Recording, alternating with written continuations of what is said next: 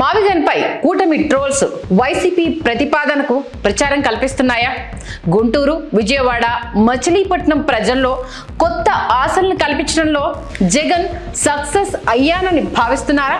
మావిగన్పై లోకేష్ స్పందనను ఎలా అర్థం చేసుకోవాలి? వైసీపీ కాన్ఫిడెంట్ గా మావిగన్ అంశాన్ని ప్రచారం చేయడం వెనుక అసలు వ్యూహం ఏంటి? మచిలీపట్నాన్ని ముందుగా అనుకున్న గుంటూరు, విజయవాడకు జోడించడం ద్వారా కమ్మ కాపు విభజనకు జగన్ యత్నిస్తున్నారా? నమస్తే, నేను మీ సంధ్య. వెల్కమ్ టు తెలుగు రాజ్యం టాప్ స్టోరీ. మావిగన్ గత 2 రోజులుగా వార్తా ఛానళ్లు, దినపత్రికలు, సోషల్ మీడియా ప్లాట్ఫామ్లు, ఇలా మాధ్యమం ఏదైనా సరే ఈ పదం విపరీతమైన ట్రెండింగ్ లో ఉంది. ఈ పదంలో ఉన్న ఆడ్ సౌండింగ్ మహిమో లేక రాజధాని విషయంలో వైఎస్ జగన్ మరోసారి తేనె తిట్టను కదిలించడం వల్ల తెలియదు కానీ ఒక్కసారిగా ఈ ప్రతిపాదనకు ఊహించని పబ్లిసిటీ లభించింది. జగన్ చేసిన ఈ కొత్త రాజధాని ప్రపోజల్ పై వస్తున్న విమర్శలు పాజిటివా లేక నెగిటివా అన్నది పక్కన పెడితే ఒక్కసారిగా చర్చను తన వైపు తిప్పుకోవడంలో మాత్రం జగన్ సక్సెస్ అయ్యాడన్నది స్పష్టంగా కనబడుతోంది. శాశ్వత రాజధానిగా అమరావతికి చట్టబద్ధత కల్పిస్తూ పార్లమెంట్లో కీలకమైన బిల్లు పాస్ అయినప్పటికీ మీడియాలో దానికి దక్కాల్సిన ప్రాధాన్యత మాత్రం లభించలేదు. జగన్ విసిరిన మావిగన్ అస్త్రం అమరావతి బిల్లును పూర్తిగా ఓవర్టేక్ చేయడం ఇక్కడ గమనార్హం. నిజానికి అమరావతికి పార్లమెంటు ముద్ర పడ్డం అనేది కూటమి ప్రభుత్వానికి దక్కిన ఒక చారిత్రాత్మక విజయం. దశాబ్ద కాలపు అనిశ్చితికి తెరపడుతూ కేంద్రం ఆమోదం తెలపడం టీడీపీకి ఒక పెద్ద రిలీఫ్. కానీ సరిగ్గా అదే సమయంలో జగన్ వ్యూహాత్మకంగా మావిగన్ అనే కాన్సెప్ట్ ను తెర మీదికి తెచ్చి చర్చను మావిగన్ వైపుకు మళ్లించగలిగారు. అంటే ఆల్మోస్ట్ ఆయన సక్సెస్ అయ్యారు. సోషల్ మీడియా వేదికగా మావిగన్ అనే పదంపై ఎన్ని ట్రోల్స్ వస్తున్నప్పటికీ జగన్ ప్రతిపాదించిన అంశం వెనుక ఒక బలమైన లాజికల్ పాయింట్ లేదు అని కొట్టిపారేయడానికి లేదు.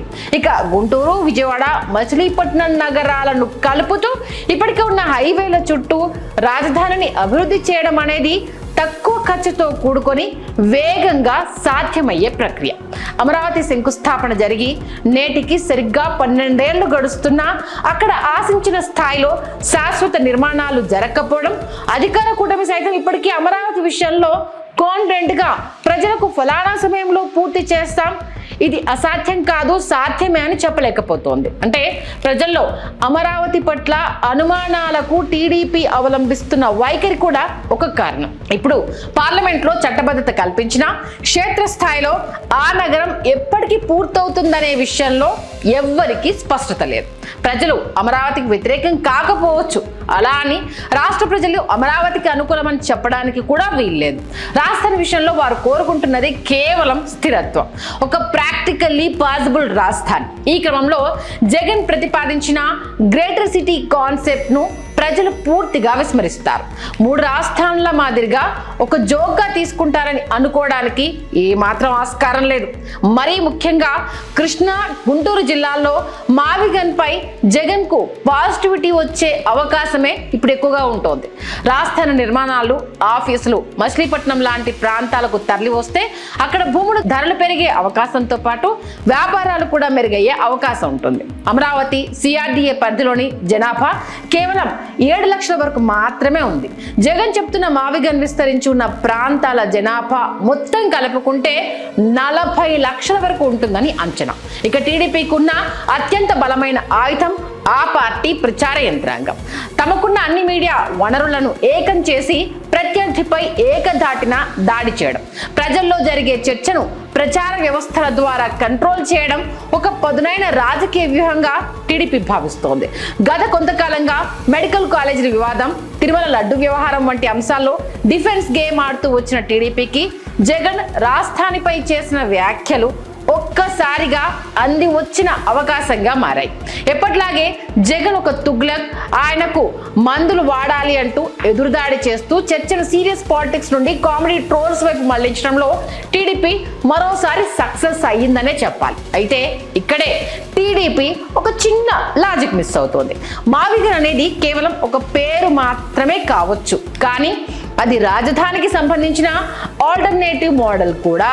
టీడీపీ ఈ పేరును ఎంతగా ట్రోల్ చేస్తూ ప్రచారంలో ఉంచితే అంతగా ఆ పేరు వెనుక ఉన్న మోడల్ గురించి ప్రజల్లో చర్చ జరుగుతుందనే విషయాన్ని వారు విస్మరించారు. ప్రస్తుతం సోషల్ మీడియాలో మావిగన్ మీద ఎన్ని జోకులు పేలుతున్నా క్షేత్రస్థాయిలో పరిస్థితి వేరుగా ఉంది. ముఖ్యంగా గుంటూరు, విజయవాడ, మచిలీపట్నం ప్రాంతాల్లోని సామాన్య ప్రజలను జగన్ ఆలోచనలో పడేశారు అనేది ఇక్కడ అందరూ గుర్తెరగాల్సిన వాస్తవం. రాజకీయం అంటేనే ప్రజల నెరేటివ్ను మార్చడం. టీడీపీ దాని వ్యక్తిగత విమర్శలకు పరిమితం చేయాలని చూస్తుంటే జగన్ దాన్ని ప్లాన్ బికి బ్రాండింగ్ గా మార్చుకుంటున్నారు. ట్రోలింగ్ వల్ల పేరైతే పాపులర్ అవుతోంది. ఆ పాపులారిటీని వాడుకొని జగన్ తన లాజిక్ ను ప్రజలకు వివరిస్తే అది టీడీపీకి రివర్స్ అయ్యే ప్రమాదం కూడా ఉంది.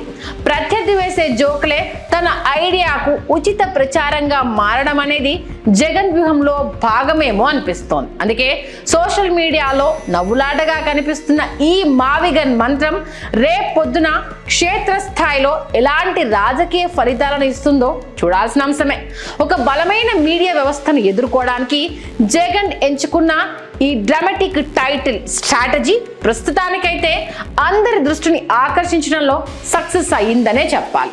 ఇక ఈ అంశంపై తాజాగా మంత్రి నారా లోకేష్ ను ఒక జర్నలిస్ట్ ప్రశ్నించగా ఆయన నుంచి వచ్చిన స్పందన, బాడీ లాంగ్వేజ్ ఆసక్తికరంగా ఉంది. ఎప్పట్లాగే జగన్ ఒక రోడ్డు కూడా వేయలేదు, విశాఖలో ఒక కట్టడం కూడా కట్టలేదు అంటూ పాత విమర్శలతోనే లోకేష్ సరిపెట్టారు. మావిగన్ మోడల్ సాధ్యాసాధ్యాలు, ఆర్థిక లెక్కల జోలికి పోవడం ఇక్కడ అంటే ఆ జోలికి పోకపోవడం ఇక్కడ గమనార్హం. సాధారణంగా జగన్ గురించి మాట్లాడేటప్పుడు లోకేష్ ముఖంలో ఒక వెటకార ధోరణి కనిపిస్తోంది. కానీ ఈ మావిగన్ ప్రస్తావన రాగానే ఆయనలో కొంత గంభీరత కనిపించడం చూస్తుంటే టీడీపీ శ్రేణులు ఈ ప్రతిపాదనను లోపల ఎంత సీరియస్ గా తీసుకుంటున్నాయో అర్థమవుతుంది. మొదటి రోజు ప్రెస్ మీట్లు, సోషల్ మీడియా ట్రోల్స్ తో హోరెత్తించిన టీడీపీ ఇప్పుడు కొత్త ఆలోచనలో పడినట్లుగా కనిపిస్తోంది. అంటే ఆల్మోస్ట్ ఆల్ కొంత ఆలోచనలో పడినట్టయితే కనిపిస్తుంది. ఎందుకంటే ఆ పేరు మీద చేస్తున్న జోకులు ఒక ఎత్తు అయితే ఆ పేరు వెనుక ఉన్న అభివృద్ధి నమూనా ప్రజల్లోకి వెళ్ళడం మరొక ఎత్తు. మరోవైపు వైసీపీ మాత్రం ఈ విషయంలో చాలా ధీమాగా ఉంది. క్షేత్రస్థాయిలో తమకు పాజిటివిటీ బిల్డ్ అవుతోందని ఆ పార్టీ నేతలు వరుస ప్రెస్ మీట్లు పెట్టి మరీ చెప్తున్నారు. అప్పుల్లో ఉన్న రాష్ట్రం 2 లక్షల కోట్లతో రాజధాని కట్టగలదా? ఇది సాధ్యమా అనే ఒకే ఒక ప్రశ్న కేవలం జగన్ది మాత్రమే కాదు, అది ప్రతి సామాన్య పౌరుడిది కూడా. ఈ పాయింట్నే వైసీపీ ఇప్పుడు బలంగా వాడుకుంటోంది.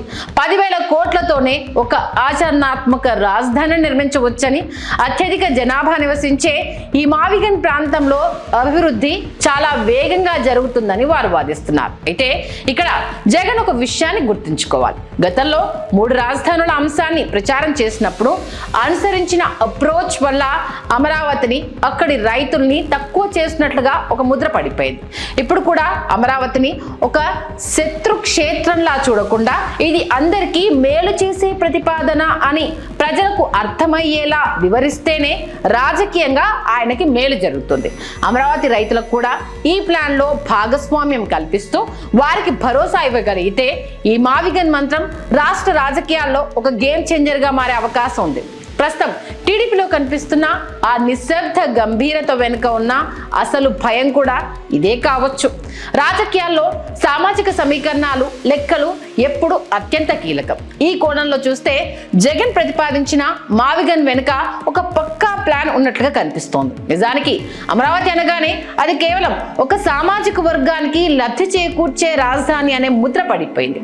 ఆ ప్రాంతం చుట్టూ ఉన్న ఆరోపణలు, ఇన్సైడర్ ట్రేడింగ్ వల్ల, ఆ విమర్శల వల్లే రాష్ట్ర ప్రజల నుండి దానికి ఆశించిన స్థాయిలో మూకుమ్మడి మద్దతు లభించలేదు. పైగా గ్రీన్ ఫీల్డ్ క్యాపిటల్ ఆచరణ సాధ్యం కాదని మేధావులు, నిపుణులు మొదటి నుంచి చెప్తూనే ఉన్నారు.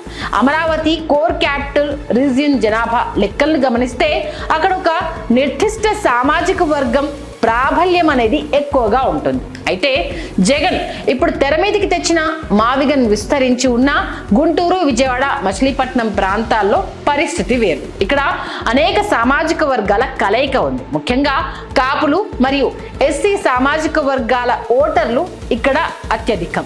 వాస్తవానికి కొన్ని నెలల క్రితమే సజ్జల గుంటూరు విజయవాడ రాజధానిగా ఉండవచ్చని సూచనప్రాయంగా చెప్పారు. కేవలం ఆ రెండు నగరాలను ప్రతిపాదించిన జగన్ ఆశించిన రాజకీయ ప్రయోజనం దక్కేదేమో, కానీ కావాలనే ఆయన మచిలీపట్నాన్ని కూడా ఇందులో చేర్చినట్టుగా అర్థమవుతోంది. దీని ద్వారా ఆయన పరోక్షంగా ఇస్తున్న సంకేతం ఏంటంటే ఇది ఒక సామాజిక వర్గం ప్రాబల్యం ఉన్న రాజధాని కాదు, అన్ని వర్గాలను కలుపుకొని ఏర్పాటు చేసే సమ్మిళిత రాజధాని అని అర్థం. ముఖ్యంగా కాపు సామాజిక వర్గంలో ప్రస్తుతం నెలకొన్న అసంతృప్తిని జగన్ క్యాష్ చేసుకోవాలని చూస్తున్నారు.